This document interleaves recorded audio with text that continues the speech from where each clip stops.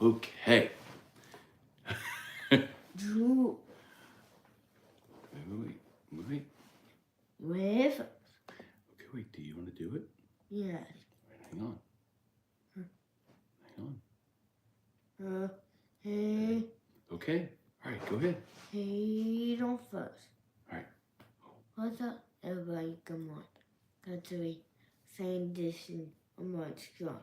Got to buy but couldn't Uncle Wishing. Okay. Duck. The bed's so good now. Uncle Good job. High five. Good job. All right. Can Daddy do it now? Yeah. Okay. What's up, everybody? Good morning. Welcome to a Sunday edition of Morning Scone. presented by Black. the Baton Rouge Orthopedic Clinic and Hudco Roofing. UncleWiffin.com. HudcoRoofing.com. Also, Restored Motions and ProCharge EV.co. Okay, Tiger Baseball got a win. Battle back and forth game. Tigers led, then it was tied. Then they led, then it was tied. Then they led, then it was tied. Then they were losing. Then they came back and tied it and ultimately took the lead and win game 3, 7-6. So Tigers win the series 2-1. And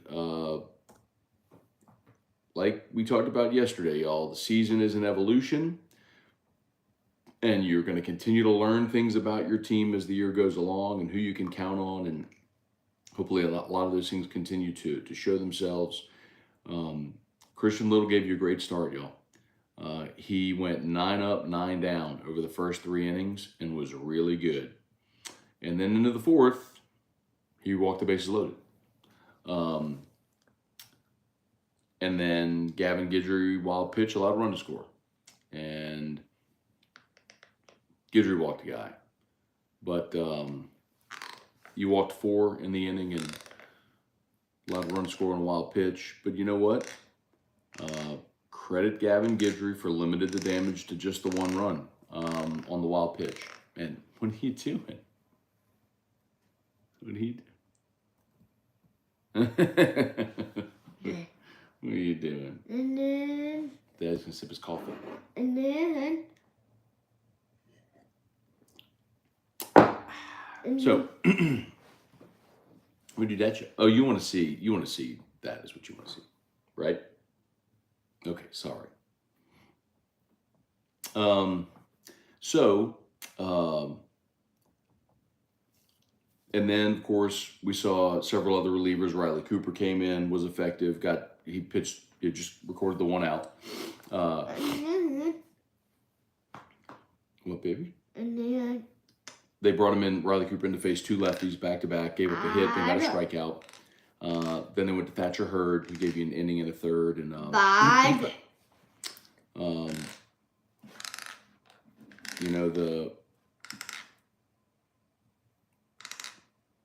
Wasn't effective. Struck out a guy, walked a guy, gave up 3 hits. So, including the double, which gave Kentucky the lead.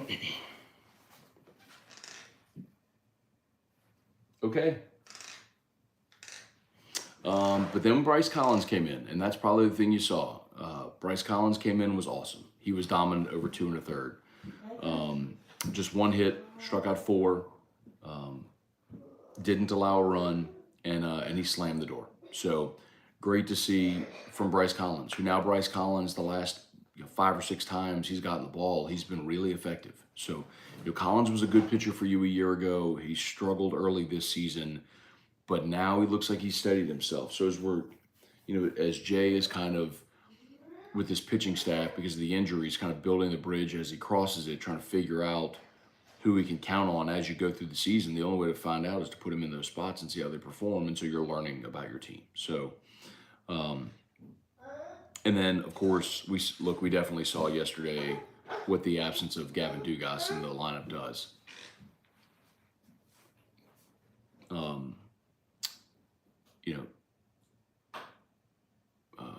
Merrifield was 0 for 2. Napolt was 0 for 1 with a strikeout.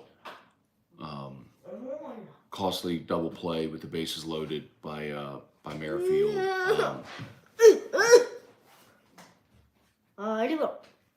Okay, bud. So it just, Jordan Thompson batting in the 4 hole instead of in the 8 hole changes your offense completely, right? So what's the matter? You and Dad, Pat? All right, let's say some good mornings here. We'll talk to everybody. But Jordan Thompson came up. Jordan Thompson, Cade Beloso, both came up with 2-out hits, RBIs. When LSU was down 2, they came back and tied the game. What is that face? What is that face? Okay, let's say some good mornings. Hey, Dad, good morning. Hey, Papa's watching. You say hi, Papa? Can you say hi, Papa? Hey, can you say hi, Papa? Hi, Papa. Okay. Kelly Gross, good morning. Bubba Tatum, good morning. Brant Roban, good morning. Where are we? Sorry. Dustin Bolello, Deborah Coward, good morning. Jeff McKithen, Kirk Taylor, good morning. Thank you, man. I appreciate it. Darren Bone, say good morning, Drew. Good morning, Drew. Thank you, Darren. I appreciate it. Yeah, a lot of y'all are posting. I did post my Grammy's obituary yesterday, so a lot of y'all, I guess, saw it. So, yeah. What are you trying to do? What are you trying to do? No. What are you trying to do? Oh, stop, baby. Thank you. So I won't be on AFR tomorrow. We'll be at the funeral. So, but she was just the best. She was the absolute best. You're gonna miss her, huh? You're gonna miss Grammy, huh? There you go. Do you hear a train? And then.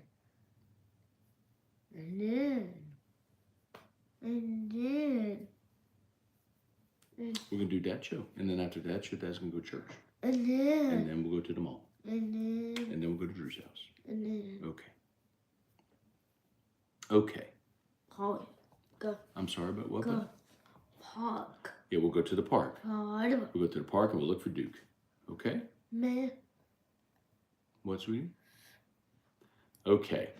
Let's say hi to the YouTube folks. Truax, good morning. Wendell Norman, good morning. Randall Offred, good morning. Roger Dodger, Nick Newbill, Dalton Barnett, good morning. Brad Johnson, Wendell Norman. Jeff Hawk, good morning. You know what else is crazy too about yesterday, y'all? The way, as bad as the weather was yesterday morning and delaying the game, I thought there was no way they were getting that game in. I certainly didn't think they were going to get it in just, what? What, baby? Hey. What? I don't know what you want, sweetie. Can you use your words, please? Okay. Hey, can you please use your words?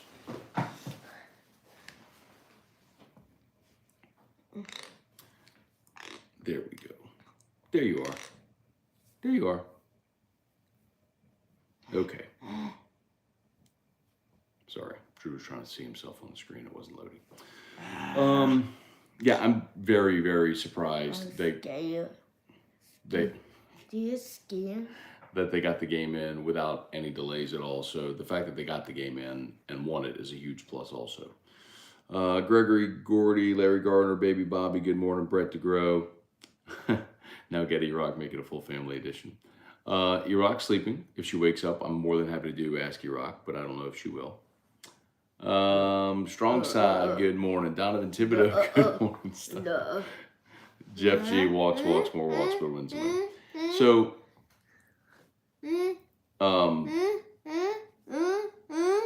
LSU walked 8. But Christian Little was very good to start until the 4th. And so maybe what we've learned with that is, okay, maybe Little's good to get you 6 or 9 outs, but isn't going to extend much deeper than that. And that's okay. But then you learn who you can count on out of the bullpen. Like Gavin Guidry was very good. Now Gavin Guidry walked 3. Like he reached the end of his rope there at the end as well. And brought Cooper in to face the two lefties. Daddy what? Maybe what we're going to learn about Cooper is it's not someone you're going to look to extend. Maybe he's going to be a situational lefty. Griffin Herring is going to be the lefty you bring out of the bullpen to extend. And Javen Coleman warmed both games. So he could be someone that you can. We'll see how he pitches. What, baby? Not for Dad show. After Dad show, Daddy's going to get dressed to go to church. And then what? go to the mall. Go to the mall. Very And good. then Thatcher Hurd just one walk, threw the ball over the plate and got hit a little bit. Do you want to go look at your iPad? Your iPad? iPad. Okay. Okay. Or do you want to go to Daddy's lap? iPad or Daddy's lap? That's right. Okay. So Daddy's lap. Okay. Okay. I'm getting You are a little wiggle worm this morning. It's really hard for Daddy to read the comments. Let's see. Strong side. Good morning, Donovan Thibodeau. Oh, read that one. Maybe tomorrow. Don't quick pitch the bear. Yeah, how about Jared Jones yesterday with 2 homers? He got a warning after the second one for his very colorful language he used directed at the Kentucky pitcher. I believe there were some F's and some P's involved. Stop. He's just like touching everything on the screen now. He's realized that's a touch screen and is touching everything now.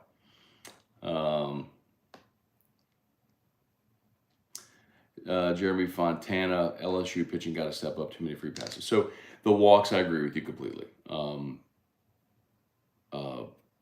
But I'll go back for those that weren't here yesterday. Game 2, you're going to look at allowing. Okay, baby, stop. No, we're not going to watch that. We're not going to watch that. Watch that later. Watch that later, okay. Oh, Monday. Baby, you can go watch that on your iPad. Do you want to go sit in your playmat and watch your iPad? And you can watch AFR? And then...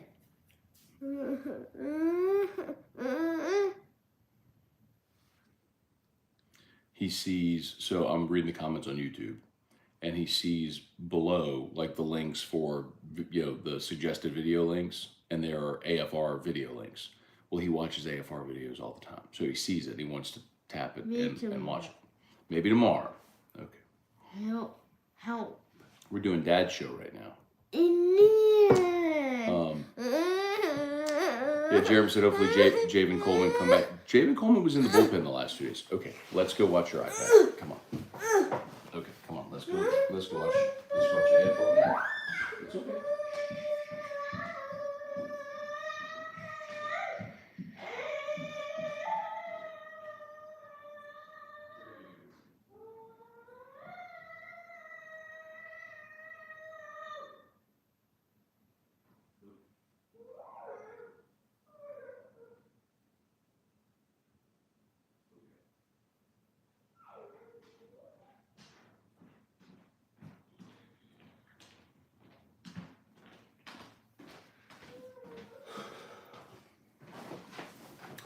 Okay, let's see if we can get to some of your comments here before he comes back in here and hijacks the show again.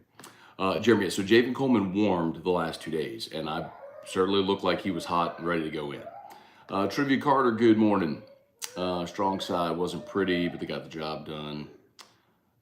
Sort of the comments that Jay said after the game, which is true, man. Like, you just keep finding a way to win, and over the course of the season, you're going to round into form. You'll get Gavin Dugas back. You're finding out what guys in the bullpen you can count on. I think they're doing that, which is good to see. Raymond, good morning. LSU fan. Austin Kidder, good morning.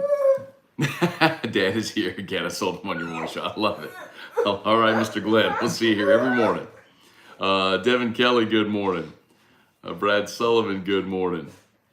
Craig Duga, the Texas 8-4 Maggies. Oh, that's true. We should have done that. Well, he's down here. Maybe if he cooperates, we'll get him to do all the. Hey, Drew. The Texas A&M, the Maggies. Reed Rule, good morning. Yep, ULL on Tuesday. Let's see, go Tigers. Ryan Pike. What a sweat of a game. Drew, baby. Can you please use your words and tell Daddy what you want? Sweetheart, listen to me. Listen, baby, listen. Drew, listen. Please use your words. Yeah. Say, Daddy, I want Help. help with what, sweetheart?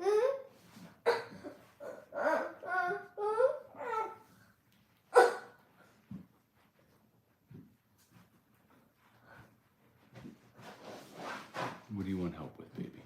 No. Do you want videos on Daddy's phone? Yes. Okay. Come on, let's go look at videos on Daddy's phone. And then. And later, where's Daddy gonna go?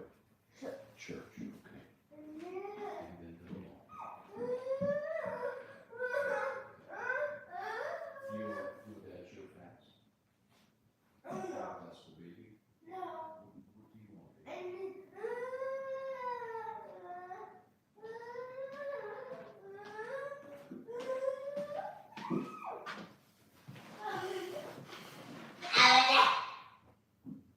That's the challenge. When he wants something or needs something, he can't tell us what he wants.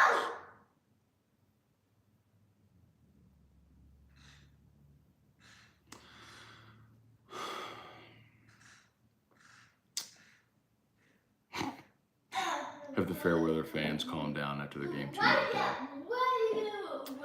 You know, man, try to have this conversation every time, but it's like you just can't react that emotionally when, like, the greatest baseball team ever were the 1927 Yankees. The 1927 Yankees went 110, 44, and 1. The best team in the history of baseball lost 44 times. Like, I mean, you're gonna lose baseball games. It's just the nature of the sport. Jeremy, was nice seeing Milazzo get the starts behind the plate, cannon for an arm. And he handled the bat really well this weekend for the Tigers too, which was good to see. Can Drew sing the Hudco jingle? Yeah, he actually can, if he comes back in and behaves. Craig, I miss mischievous Facebook filter Drew. Yeah, the old school morning scone was Facebook Live only, and I would have it on my phone, and Drew would go and just like start tapping the phone, and he would hit filters without me knowing. So I'd have filters on my face. What, sweetheart?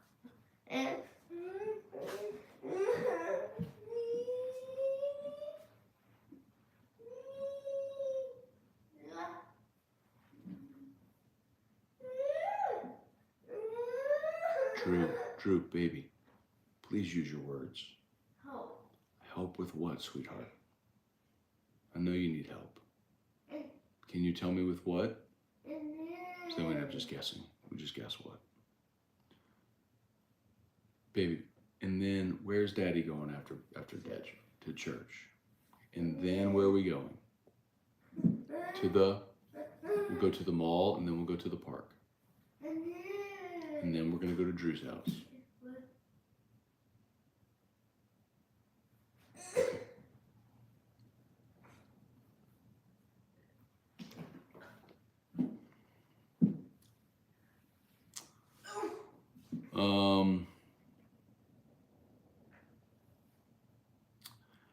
Aaron Glazer, good morning. Reed Rule, curious, will any of the shows at 104.5 be at Zurich? Yes, I'll be at Zurich Friday.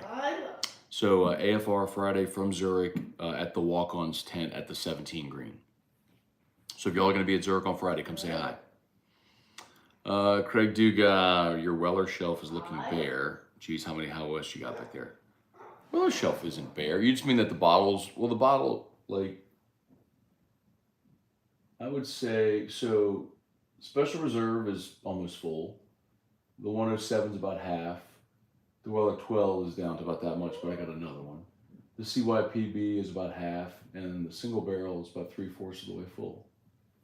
And High West, I got a bunch. I probably got like 4 or 5 different Midland Night Dram. And then I got a Yippee, and I got plenty of High West. Gulf South, do you think Coleman was thrown as a decoy? I do not. I believe he's coming in. I mean, he was on the bump getting hot. And why would that be a decoy? I mean, I don't know how Javen Coleman throwing could be a decoy. You know what I mean? Like,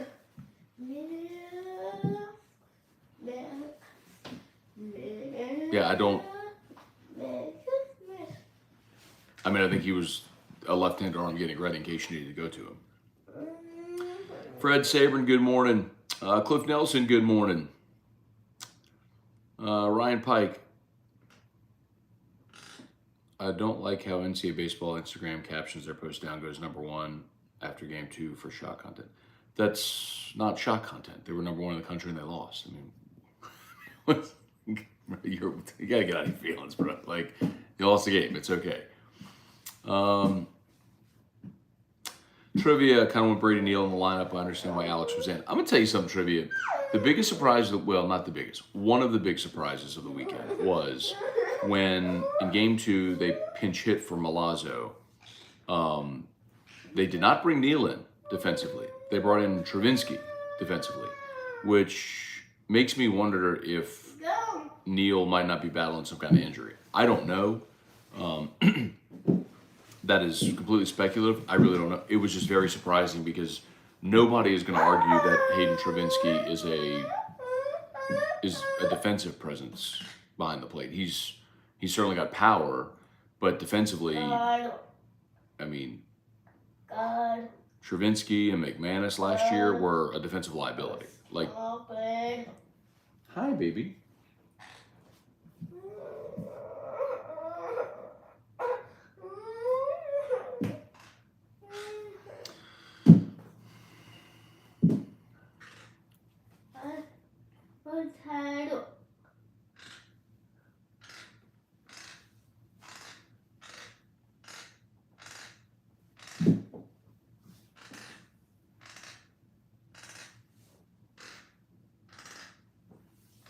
Sorry, I'm trying to find my spot on Facebook. My apologies.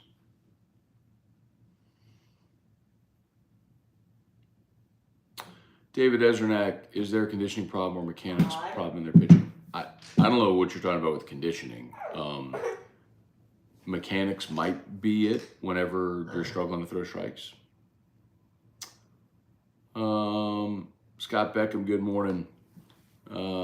Brian Chandler, Patrick Cason, Neil Weaver. Say good morning, Drew. You too, Matt. I'll take it. Brian, this team could have easily laid down the past couple of series. Come from behind, win, show they have some grit.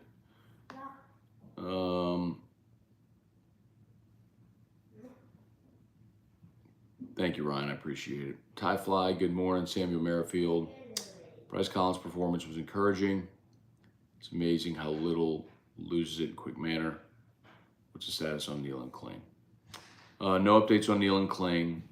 And, you know, maybe for Christian Little, that's a matter of having not really extended for a long time. But the 9 up, 9 down, like, I will take, if you're a starter in game 3 and you can get me 9 outs and hand it to the next guy, like, Sunday or game 3 just becomes a math equation. How do I get 27 outs? Who can get me 9 outs and hand the ball to the next guy? And Little did that yesterday. And yeah, I mean, he came apart in the 4th inning a little bit, but the first 3 innings were brilliant. I mean, he was sharp. He pitched to contact. He induced weak contact. It wasn't like he was just mowing guys down, but he was efficient.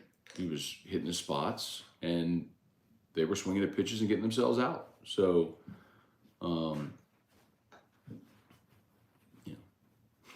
Ty Fly, Drew's the boss. He can hijack the show.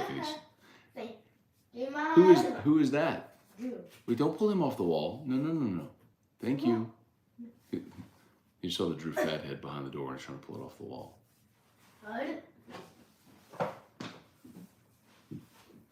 What do you? No, stop, baby. Stop it. Drew, don't do that. No. No, thank you. Get it later. You can get it later. Well, this has been an absolutely joyful way to spend a Sunday morning.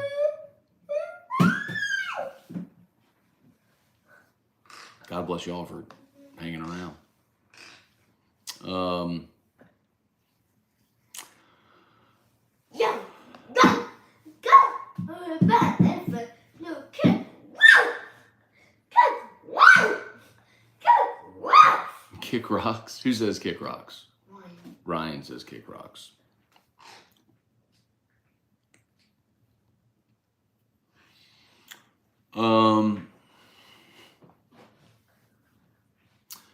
David Tolson just joining, but nice 2 out of 3 from the Wildcats. Kick rock. Is it tough to maintain number 1 national ranking?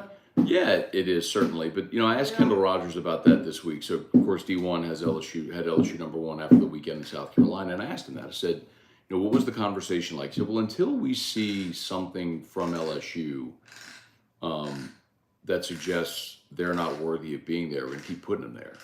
And to this point, haven't seen that. And the other thing that we often don't consider is the fact that the other teams behind LSU, they have warts too. Like, if you're watching Florida, Brandon Sproat is their frontline, top arm, and he's gotten shelled the last couple times out. Like, I actually don't know what he did this week, but like every team has their things, right? Their issues, their shortcomings.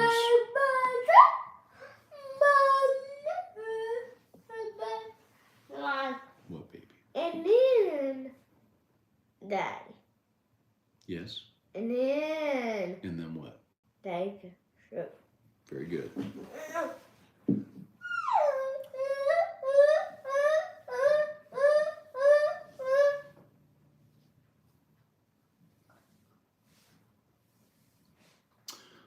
Earl, let's see. LSU's not going anywhere with his pitching staff. 27 walks in 3 days, Matt, especially against elite teams for the postseason. So, Earl, do you understand how contradictory the statement is? You say the team isn't going anywhere with the pitching staff, blah, blah, blah. Against an elite team, yada. You just took 2 out of 3 from a top 10 team with that pitching staff doing what you just described. Like, not everybody is Paul Skeens. Like, you're going to have an evolution this season with this pitching staff. You were planning on counting on Grant Taylor. You were planning on counting on Chase Shores. You were counting on Garrett Edwards. And you've had injuries to all those guys. So now you're figuring out who you can count on and in what role. Thatcher Hurd was supposed to be a weekend guy for you, and it's not worked out. Okay, so you're figuring things out as you go through it. But in spite of that, you still just took 2 out of 3 from a top 10 team in the country. You haven't lost a series yet, and you've played, every series you've played in conference has been against ranked teams, none ranked lower than 11th. So what are you talking about? Like, of course they can. Of course, like, do I wish they cut down on the walks? Absolutely. But they can win in many different ways. They can win a 2-1 game behind Paul Skeens. They can run rule you 16-6. They can come back like they did, 7-6. And honestly, y'all, I'm gonna say this again, for all the hemming and hawing about the pitching, and I'm not defending the walks or any of that stuff. Like, the thing that you've got to acknowledge about game 2 is you were up. And again, Kentucky's a team, they small ball. It's hard for them to, through that style of ball, to come back from a big deficit like in game 1. You were up 6-2 in game 2. And at 6-3, you bring in Griffin Herring, and he gets a ground ball to Tommy White at third that on the first pitch, it would have got you out of the inning. And Tommy White booted it. And then you got the fly ball to right field that Joe Bear overran, allowed 3 runs to score. Griffin Herring should have been back in the dugout, up after 1 pitch, up 6-3. Instead, he throws 18 pitches and you're back in the dugout, down 7-6. Completely different complexion. That's not the pitching. That was the defense letting him down. If this team plays solid defense like we've seen them do, and they hit the baseball like we've seen them do all year, there's plenty of pitching there. There's plenty of pitching to win. And again, we saw a team last year win the national championship with basically 2 arms. Ole Miss won it with Dylan DeLucia and Hunter Elliott. That was it. They didn't have anybody else they counted on. They played good defense, they hit the baseball, and they got really good starts from those 2 guys, and they swept through the postseason. So don't tell me they're not going anywhere when they're consensus number one in the country, and they just took another series from a top 10 team. Like, think about what you're saying, man.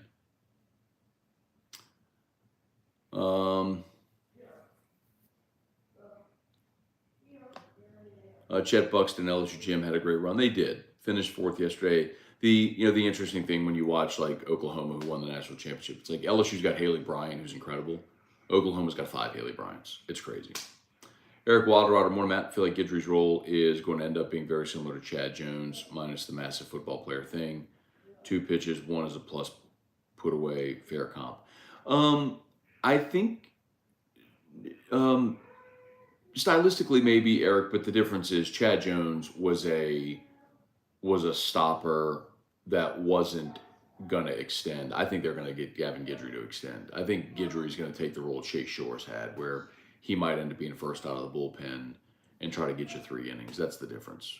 But stylistically not bad. I mean, although Jones was coming from the left side throwing 93.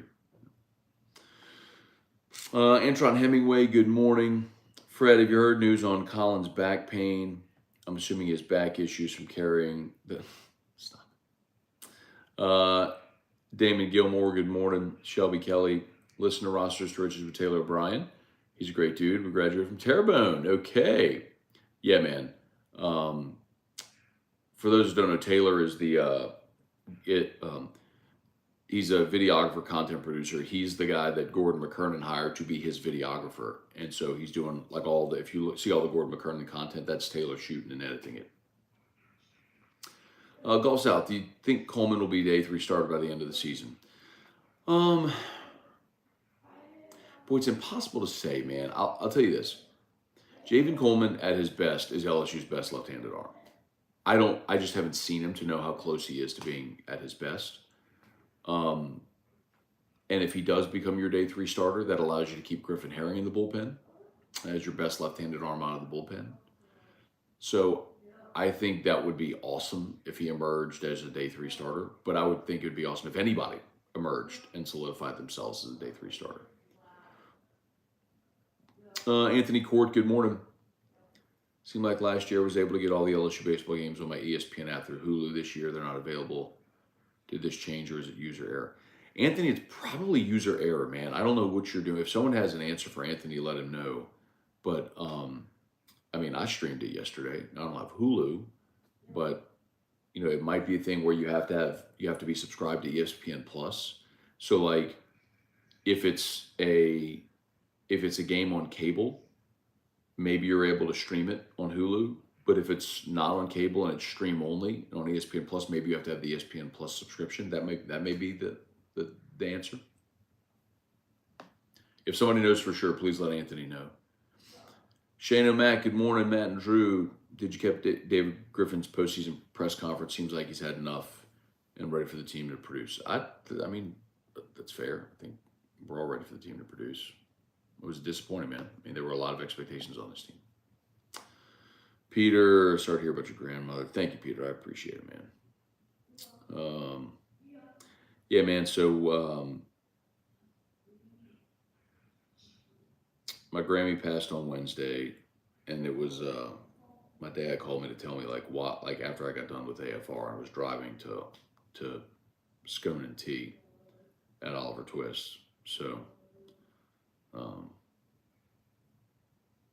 Wednesday was a pretty terrible day, man. Wayne Sims died Wednesday morning. My grandmother died on Wednesday. And then we had a family friend that also passed on Wednesday very suddenly. Just young guy very suddenly. So Wednesday was a terrible day.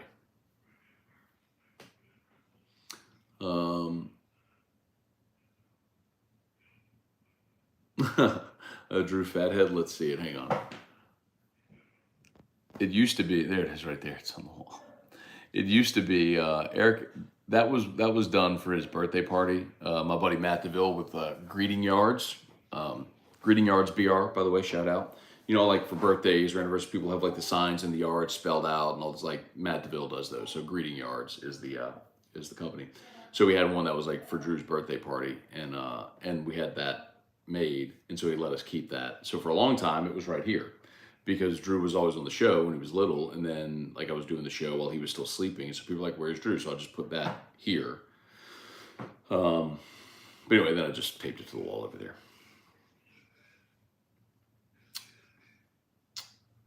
Let's see. Golf South, does the SEC have a mandatory 10-run rule? If so, why is it that when it's optional for non-conference games, it's not unrealistic for SEC teams to score 5+ runs in an inning? Yes, there is a run rule in SEC games.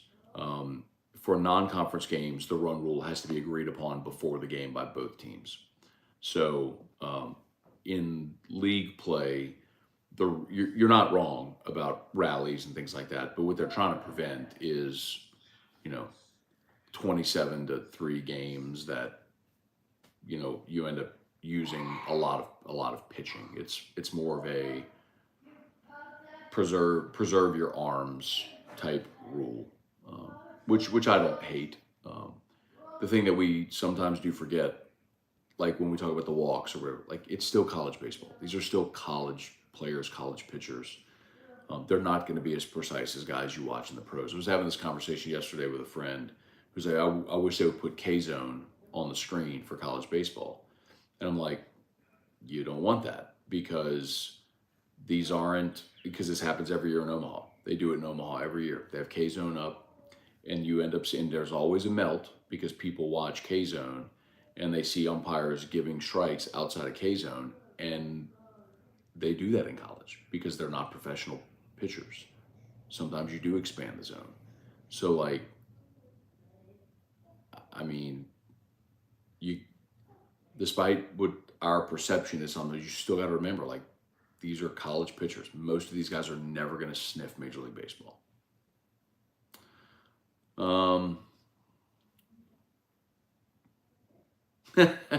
Austin Kidder, we usually have 3 a.m. tantrums in our household, so I barely notice the background noise. Happy Sunday, Drew. Thanks, man. Smash that like button if you would, by the way. 150 watching live on YouTube. I love it. 45 likes. If you would take a quick second, just hit that like button, hit the thumbs up. As always, brought to you by Brock, the Baton Rouge Orthopedic Clinic, Hudco Roofing.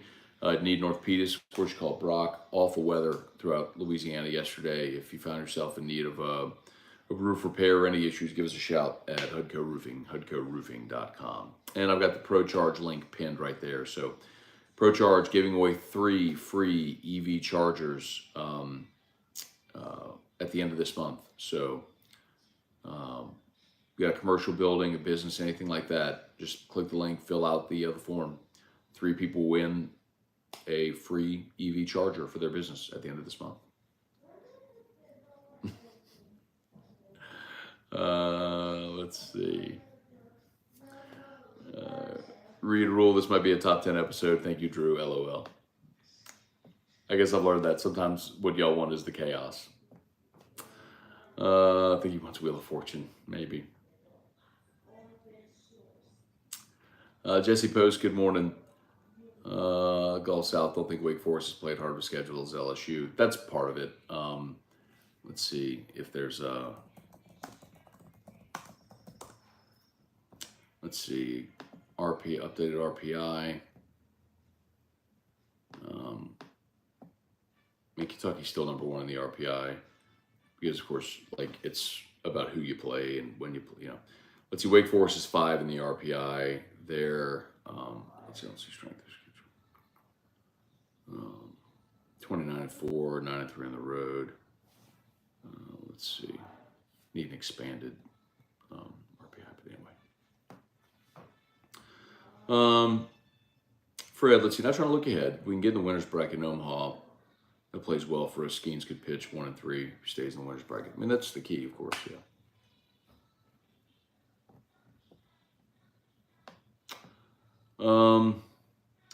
Peter, notice you have Mumford kin. Are you familiar with William Mumford, who was hanged in New Orleans after the city surrendered in the Civil War? Yeah, Peter. So that was my great, either 4 or 5 great grandfather. Yeah. So my gramps is William Henry Mumford. So yeah, that was our family. It was pretty wild, like reading about him in like in Louisiana history, right? Like in civics and stuff like that, like in 8th grade. But yes, if you look up William Mumford from the Civil War, yeah. My cousin Paul, I remember, did like a science or like a social studies fair project on William Mumford. I remember too. So our family dug up a lot of that history. Yeah.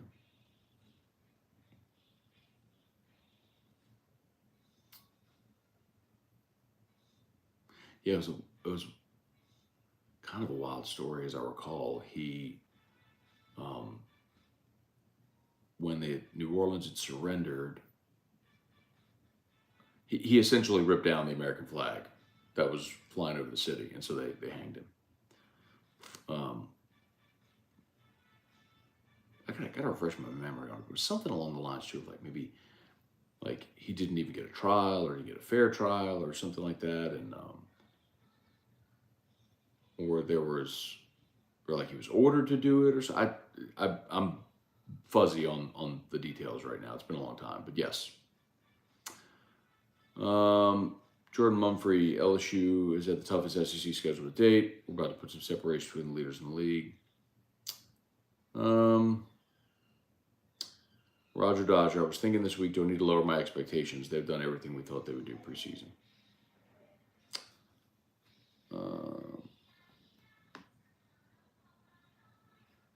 Let's see, Jeff, lost the feed on my phone until I got off hotel Wi-Fi. Interesting.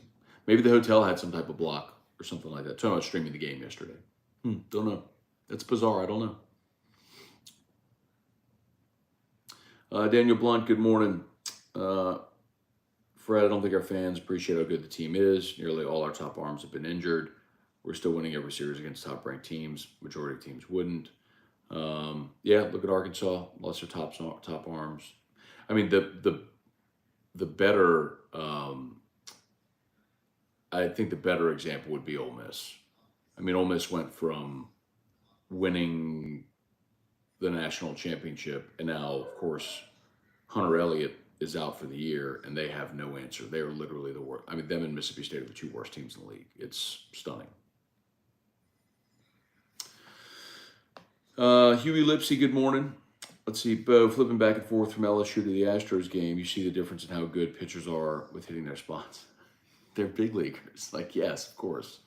I mean, if you watch Major League Baseball, you will understand. Like, everybody has Paul Skeens. Maybe not like that specifically, but yeah, I mean, like the fifth guy in a big league rotation is throwing 96 with wipeout sliders, and yeah, I mean, everybody is really good.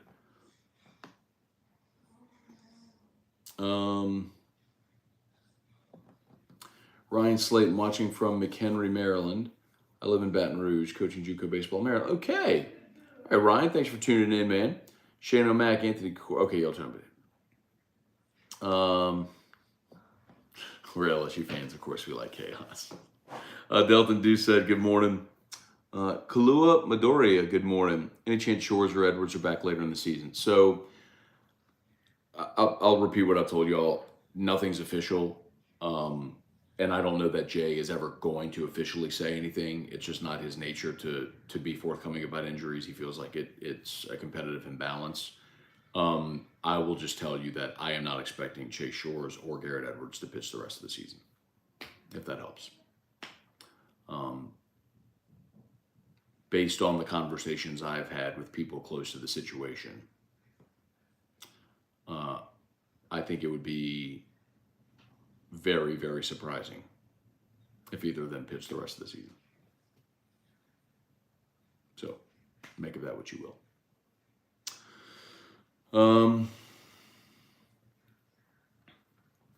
Gregory, is Coach Johnson the type of coach that changes his mind, his mid-game strategy, quickly, or does he stick with the plan no matter what? You'd have to give me an example. Like, I'll tell you this, man.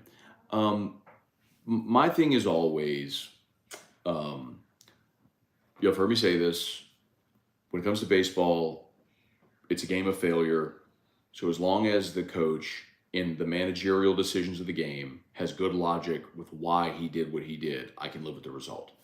There are some times where in the moment, I would love to know the explanation because I don't understand. For example, letting Merrifield hit yesterday with the bases loaded and 1 out, when like literally all you have to do is get the ball in the air and you're tied, and he grounds into a double play. Like, that's inexcusable. Like, letting Merrifield hit there, I cannot under.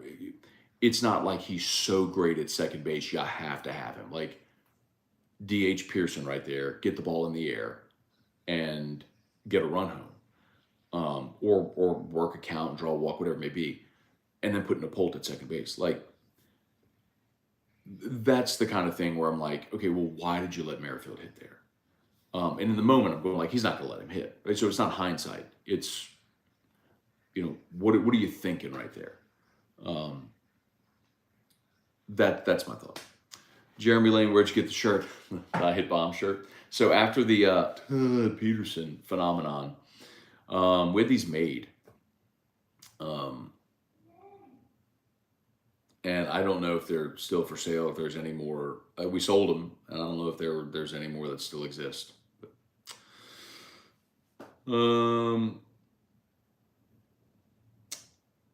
Gulf South, is Pro Charge EV giveaway for the BR area only or NOLA area too? Entire state of Louisiana. Does not matter where you are. So yes, New Orleans, literally anywhere in the state of Louisiana. So if you're a business owner or have any type of commercial building, like what a lot of people may not know is, so if you drive an EV on the dash, the EV, like there's a map of EV chargers like in the world, right? And so it will guide the vehicle to the nearest charger. So if you're regardless of what your business is, if you have an EV charger, you're going to bring people into your business. Like if there's 2 restaurants across the street from each other that are, Terry told this is funny. He told the story because he's talking to the walk-ons guys. He's like, if walk-ons is on one side of the street and scholarships is on the other side of the street, and scholarships or one of them has an EV charger and the other doesn't, guess where I'm going to eat if I'm driving an EV? I'm going where I can charge my car. Makes sense. Or a grocery store, a gas station, a dentist office, and anything. And the other thing too is that an EV charger becomes passive revenue. So even if you don't drive an EV, like EVs, care about EVs, it just like there's tap to pay options in the same way that you tap to pay to fill up gas. So if you tap to pay, like the owner of that charger makes money off of it, and ProCharge processes all the payments and everything. And as the owner of the business, you just get a monthly payment on the charger usage. So there's no reason not to install an EV charger, especially when there's, so much federal funding going toward ramping up EV infrastructure. It's like a lot of people try to make this a political conversation. I don't care. Like it's like if you own a grocery store but you don't drink beer, you're still going to sell beer at your grocery store because people buy beer. Like, I don't care if you drive an EV or not. People drive them, they need to charge them. If you can make money off of it, do it. So anyway, and there's federal dollars earmarked for increasing EV infrastructure. So, it's like there's grants and all different types of stuff, like tax incentives for doing like the government is trying to ramp up the infrastructure. So take advantage of it. Anyway. Okay. Tim Gotro, good morning. Where am I? Daniel Blunt, Matt, I have a baseball question. How long does it take a college or pro pitcher to learn a new pitch? Like, can someone simply not throw certain pitches? So it's a good question, but there's a different answer. It's not just how long it takes to learn it. It's, can you confidently throw it in live action? Like, and you've got to be able to throw a pitch for a strike as well. Because if I'm a hitter and I catch the spin coming out of your hand and I see, like, let's say I see that it's a cutter or a slider, but I know you can't you've never thrown your slider for a strike. As soon as I see that rotation, it's an immediate no swing, right? And that was the thing, like Alex Lang, this is why Alex Lang was such an awesome strikeout pitcher. He had this hammer of a breaking ball. And how many times did we see him bury that thing 57 feet and guys swing, despite the fact that it was 3 feet short of the plate? And I'm like, why are they swinging? Because he could snap it off and he could throw it for a strike. And so if you're a hitter you see that rotation. You don't know if this is the one coming over the plate or this is the one that's going 57 feet. And if it's the one coming over the plate and you don't swing, you're out. But if it's the one that's 57 feet and you swing, you're out. That's what makes him an awesome pitcher, right? So learning a new pitch isn't necessarily difficult to learn the grip, the rotation, how to throw it. It's can you throw it confidently for a strike in any count? And that's when you really become a master of a pitch. What's Todd Peterson up to? I think Todd reached AAA last year. Hang on. Let's see where he is right now. He was in the Nationals organization. Todd is currently in St. Petersburg with the Wilmington, he's with the Wilmington Blue Hens, their High A affiliate. There you go.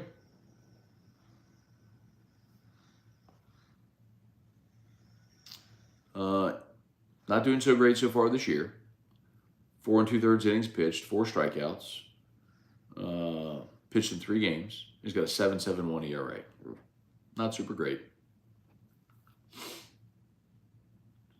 Let's see. If you notice, our pitch calling seems like we're getting behind in counts because we're off speed heavy.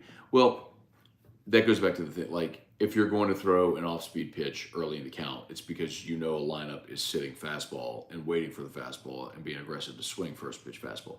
So that with Paul Skeens the other day. Like, he did not throw a lot of first pitch fastballs because they were sitting dead red on the fastball. And it doesn't matter if it's 100 miles an hour. If you know it's coming, you can hit it. So a lot of that strategy. But again, it goes back to, can you throw your off-speed stuff for strikes? Hell, at times LSU this year struggled to throw its fastballs for strikes. Danny Armstead, would you trade all Saints draft picks this year for the 4th pick? No. Brian Tanya, good morning. From Vidor, Texas. Oh, that's Brian Penton. Good morning, good morning. Alex Barnes, Matt, by chance, have you tried Kentucky Owl Mardi Gras XO edition? If so, what's your review? I have not tried the Mardi Gras edition. I have not. I'd love to, though. Raymond, Matt, is our best infield right now Jones, Beloso, Thompson, White, if you consider both players bat and glove?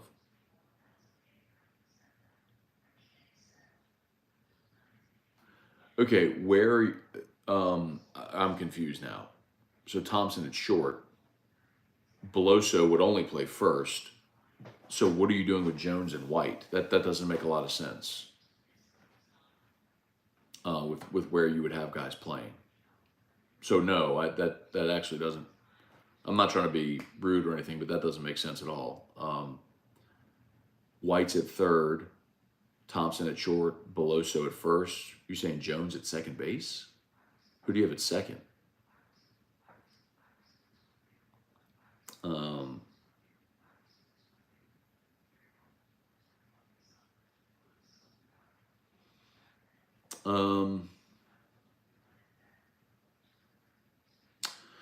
Ray Langwa, morning, Matt. Walgreens in Texas has charging stations. I mean, the more you like, Louisiana is, I think, either 49th or 50th in EV infrastructure right now. But that's why there's like the state has earmarked millions of dollars and gotten millions in federal funding. I think Louisiana's gotten something like $80 million in federal funding for EV infrastructure.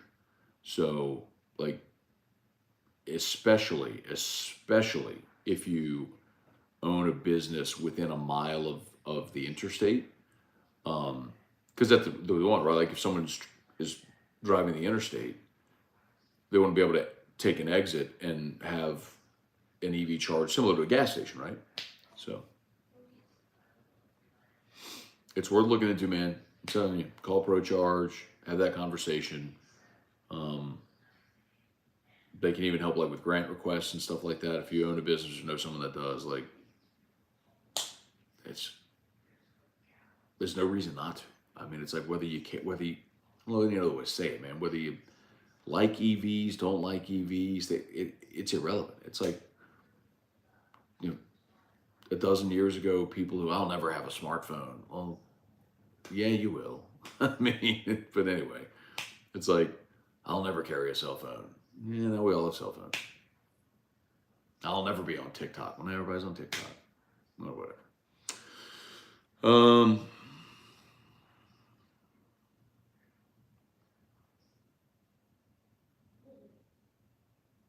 let's see. Danny said that would give us a chance to get Stroud or Young. No, it wouldn't.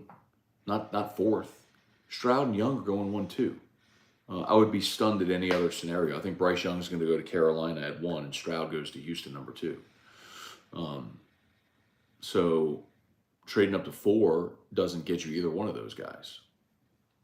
And I wouldn't give up my entire draft for the chance to take Will Levis or Anthony Richardson, because I'm not sold on either of those guys.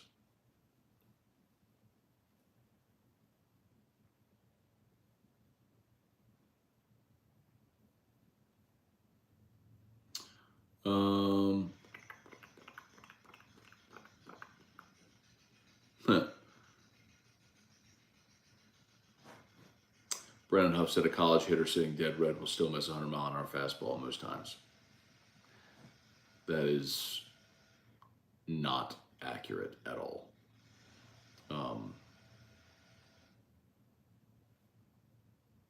At that level, if you know it's coming, now it's just step back in the box and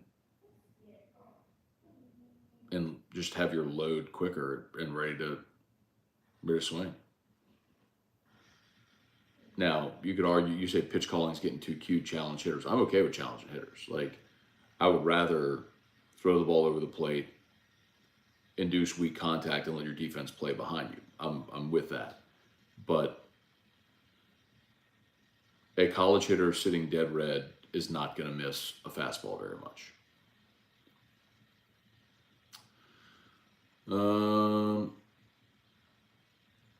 Let's see. Peter said we're related through my maternal grandmother. Okay. What's her name, Peter? That's interesting.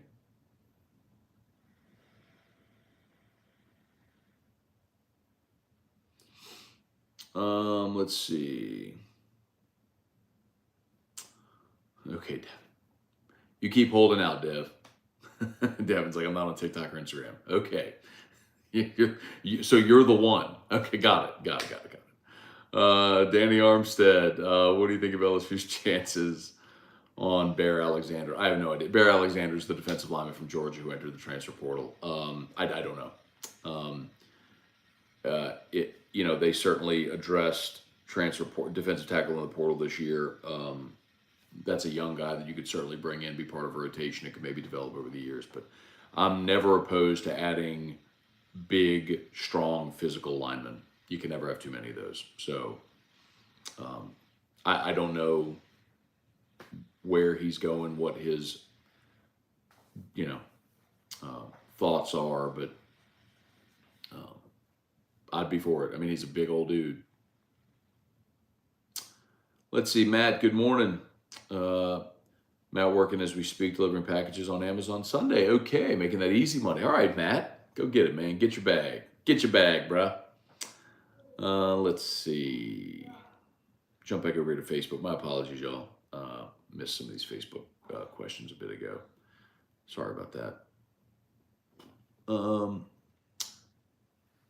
Rhoda Ewell, you took the series down. You're starting second baseman, catcher, and Kling. Not too shabby. Against the top 10 team. And if you catch a ball in right field or field a ground ball, you probably sweep him. Bubba Smith, good morning. Ty Fly, let's see. Cox was having issues streaming on Friday. Okay. I don't know what was going on. I didn't have any trouble streaming it, so I don't know. And I have Cox as well, so I don't know. Fernell Thomas, good morning.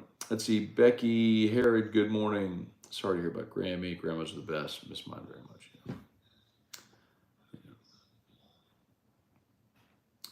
Yeah, I've cried a lot of tears this week, man. I'm not really a crier.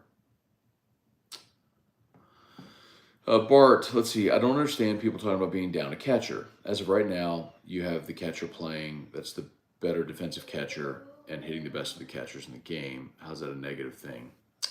I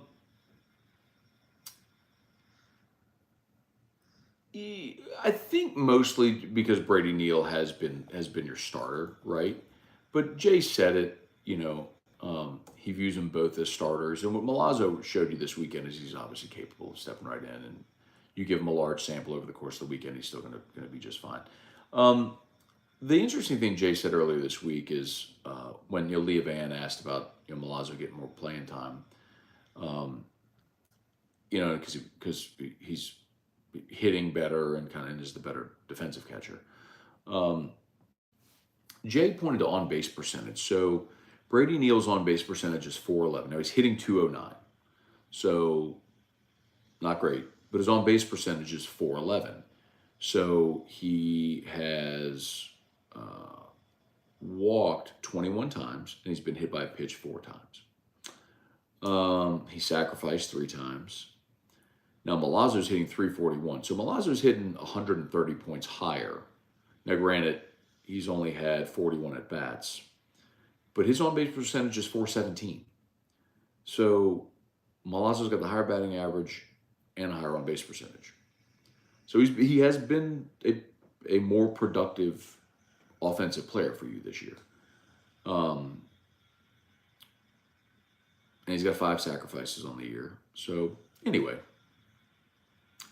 and he's definitely your better defensive catcher. And I'm not just talking about the other thing that when we talk about being a defensive catcher that's often overlooked. I'm not just talking about the ability to control the other team's running game, right? Like to peg guys that are stealing. Framing pitches is an art. And I think that is probably when I watched the biggest difference I noticed with Milazzo and Neal right now. It's not saying Neal won't improve. He's a young guy. Milazzo's in his 4th year. Neal's a freshman. And by the way, Neal's a freshman who should still be in high school because he reclassified. People forget about that. Brady Neal reclassified. So he should still be in high school, which is incredible to think, right? But, when you, as a receiver, right, when you're the catcher, talking about receiving the pitch, your ability to stab it, to frame it, to be still in your motion, like all of that is very learned. The more you move as the catcher, the more of a tell it is to the umpire that the pitch isn't where it was supposed to be, and he's more likely to call it a ball. So receiving the ball and framing pitches is a huge part of that position. Like watch, if you're watching, just like pay attention to that. Just pay attention to that, at how still Milazzo is when he stabs the ball, right? When he receives it. And how Neal is a little more Gumby, And it's not a knock. I mean, he's a young guy who, like, again, a year ago was catching high school pitchers, and today he's catching Paul Skeens. You know what I mean? Like, it's very exciting. Like, Neal is very exciting as a guy that's a freshman that's an early enrollee. Like, he's going to be awesome. Brooke Bordeaux, good morning. Thank you very much. Brian Arsenault, thank you very much.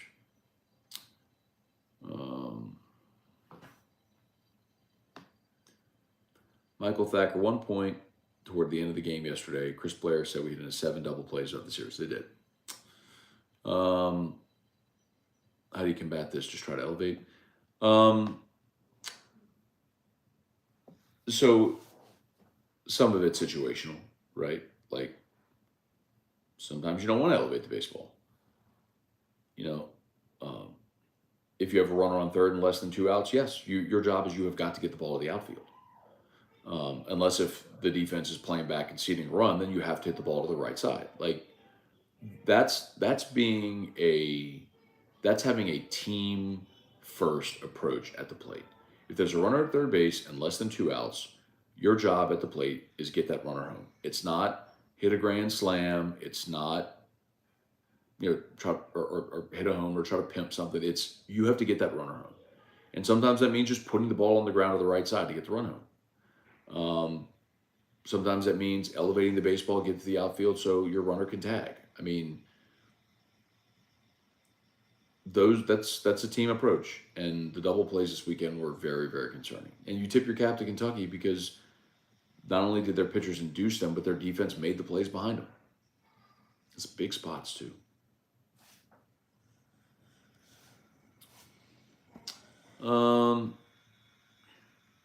Ty Fly, do you find Jones a defensive liability at first? No. He's fine. I mean, I'm going to say it again. First base is the easiest defensive position on the field to play. It's why you stick big dudes with lead feet at first base. Stand on the base, catch the ball. Like, it's a place to hide a bat. So I've said this for 3 years now, that Trey Morgan's never going to play first base at the next level. And all I hear from fans is, but he's so good. He's flashy. He's very talented, of course. Yes. But have you noticed how good he is in left? In the first inning yesterday, he made a play going toward the line, crashing into the wall in left field, like in foul territory, and made the play. Like, Trey Morgan is a great outfielder because he's a really athletic guy with a great glove. Much more of a premium on that than standing on first base, catching a ball that's thrown across the diamond. Like, I've said it for 3 years. I got a lot of crap for it. A lot of crap for it. But now you're seeing that dude is going to be an outfielder at the next level. Brian Arsenault, Jones in right field, Pearson at second. I don't know if Pearson's ever played infield, Brian. I really genuinely don't know. And I would not put Jones in the outfield. I would keep Joe Bear in right. And ultimately, if that's what you want to do, I don't know that Pearson has ever played infield. If they could get him enough work to get ramped up, but it sure sounds like Gavin's going to be back this weekend. So that's moot.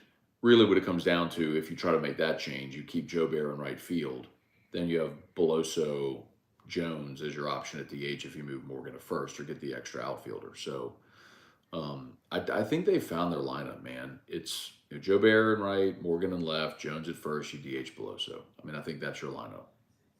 I'm not saying you'll never see it to the contrary where Pearson gets a day in the outfield and then it moves Morgan to first base and Jones to DH, or you DH Jones or Beloso, depending on if you want a lefty or a righty. But at this point, I think you've settled in on what your lineup is. Let's see, Angela Perriman, we're checking off a bucket list, heading to Hoover this year to watch the Tigers. Okay, it's a great event, man. SC baseball tournament is a great event.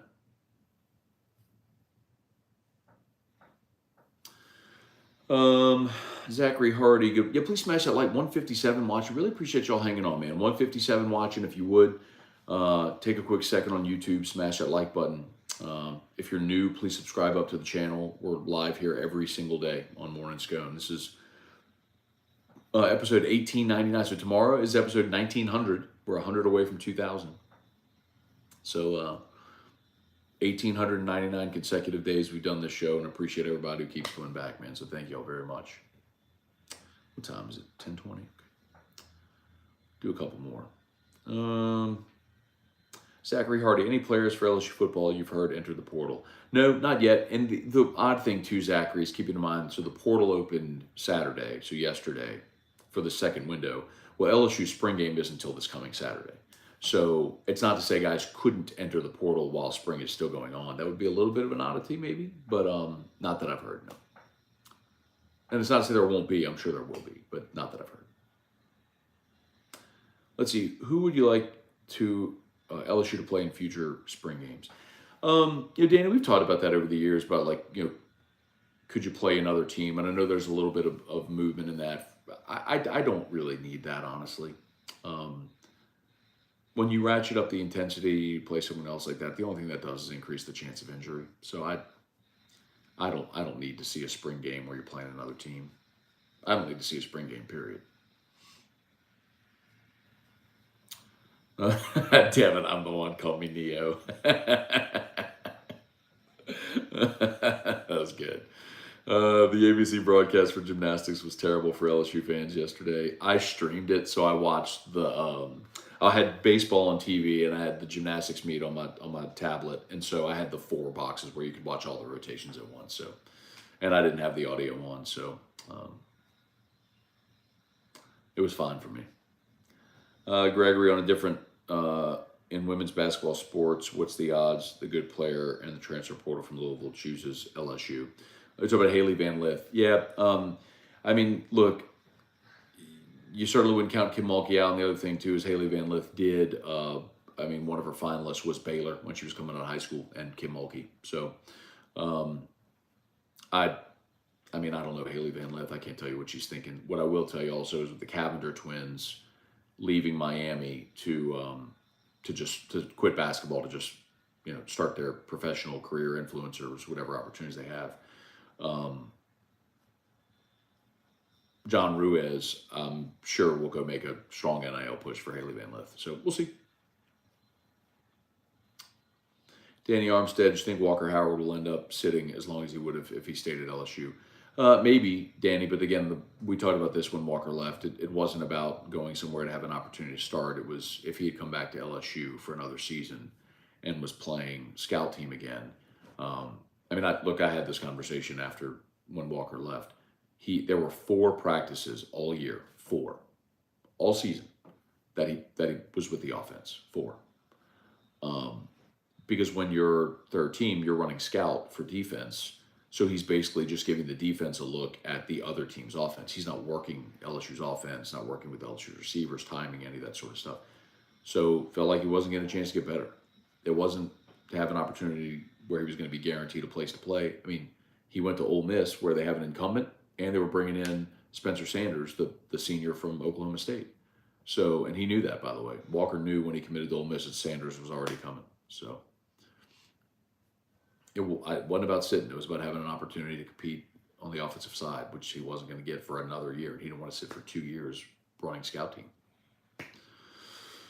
I think Brian Kelly just took that for granted. He took for granted that Walker, thinking Walker would never leave, and it bit him.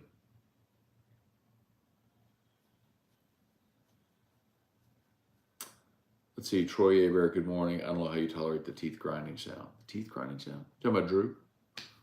I don't know, I guess.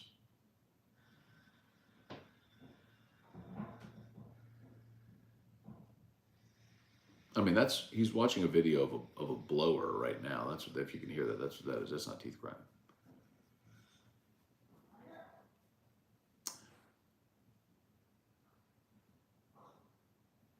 No, I'm listening for it. Now, he does grind his teeth, if that's what you're talking about. Alley Boy, morning Matt, any men's basketball news? I mean, Carlos Stewart. I'm expecting Carlos. I mean, y'all have told y'all this for weeks now. That I've told y'all this for weeks that Matt McMahon was going to target Louisiana guys, and that they were going to get Jalen Cook and Jordan Wright and Carlos Stewart's the third. So I fully expected Carlos Stewart's going to commit, maybe tomorrow. Update on Kling hamstring. Haven't heard how severe it is. Good to see him at the park yesterday. Was at least standing and didn't look super bothered by it. So. Raymond, Matt, what's your take on the decision to walk Cruz to load the bases for White? Hey man, I tweeted every time they intentionally walk Dylan Cruz. You can't help but laugh when teams intentionally walk a guy to get to the guy that's the nation's RBI leader. And look, if you're Nick Mingione and you pitch to Dylan Cruz and he with a base open and he beats you, then you're a dog for pitching to Dylan Cruz with a base open. I get it. If you're Nick Mingione and you walk Dylan Cruz to get to Tommy White, you're a dog because you walk Dylan Cruz to get to the guy that's leading the country in RBIs. It's an impossible situation. I say you pitch to Dylan Cruz. I mean, when you put Cruz on first with White up, there are so many things that could happen. Like, hit by pitch scores a run. A walk scores a run. While pitch, that would have scored a run anyway. Yes, walking him gives you the force at any base. The double plays in order. I get all of that. But man, walking Cruz to get to Tommy White, just there isn't really a great answer. I just laugh every time I see it because I'm like, it's just so stupid to walk. I mean, walking Cruz isn't stupid. Walking Cruz to get to Tommy White, like putting a man on base for the guy that's leading the country in RBIs is stupid. Danny Armstead, some LSU women's players make more than they would in the WNBA. That's true, but they still have endorsement opportunities in the WNBA. Gulf South. I made all three of these events. Which would you want to go to the most? Men's Final Four, College Football Playoff Championship, or Game 3 of the Final Series in Omaha? Is my team playing in it, or just in any given year? I've been all of them too. Uh,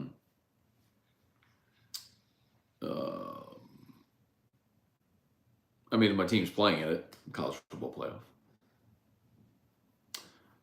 But I haven't seen LSU in a Final Four. I mean, win a Final Four. So I'm in 06, obviously. But Brennan Huff, RG3 called the Texas spring game, tweeted they will win the Big 12 and contend for a natty.